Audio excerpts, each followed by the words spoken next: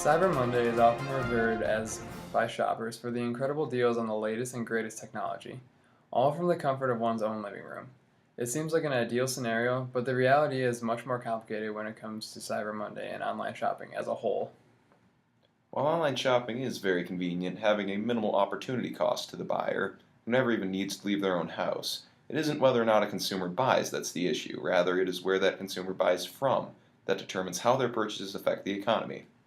Should the consumer purchase a product at a locally owned, independently run store, for example, some 80% of the money will stay local, ending up in the hands of workers to pay wages and covering other expenses.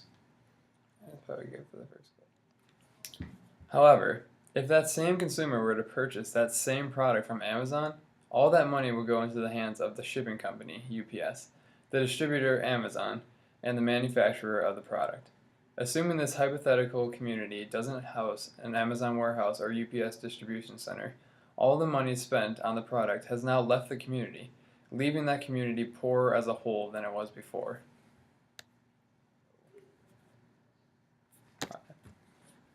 Though some communities have enough revenue coming in, due to such things as tourism or exports, to make this small exodus of money from their total revenue more or less inconsequential. However, most communities cannot rely on money flowing in quickly enough to offset the flow of money out of this community. This can cause increased levels of poverty, sluggish local economic growth, and the closures of businesses.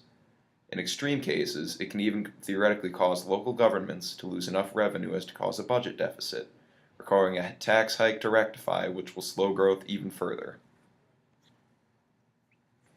Though the US has yet to feel these effects in force, this situation has become a reality in Australia, where small business owners repeatedly report being unsustainably undercut by online retailers, putting them in dire financial straits.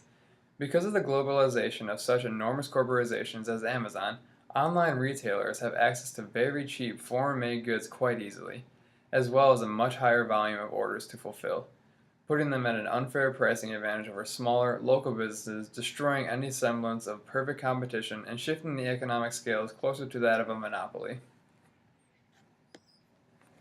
This is causing unemployment in smaller communities, and though it may not be a crippling hot button issue, many Australian business owners are worried for their futures, as well as the future of their communities. These same problems are possible wherever online shopping becomes too common, and as people gradually shift their shopping from in person to over the internet, the big sale days such as Black Friday and Cyber Monday will no longer be the jumpstart to stores they once were, leaving businesses and communities lacking in economic growth and stuck in long slumps. The most disappointing part of all this money flow is where it ends. Ideally, money keeps circulating through a community, changing hands rapidly and fueling transactions that keep everyone's needs satisfied. In reality, when money is spent online, it is more likely to end up in the pockets of a CEO than anywhere else, simply adding to their already immense sums of money in the company's reserve. When money is used locally, it is far more likely to continue cycling through the economy instead of stagnating in a corporation's bottom line. Online shopping can be very convenient, but it's always good to think of the effects it has on local communities. Keep your dollars local and your community healthy.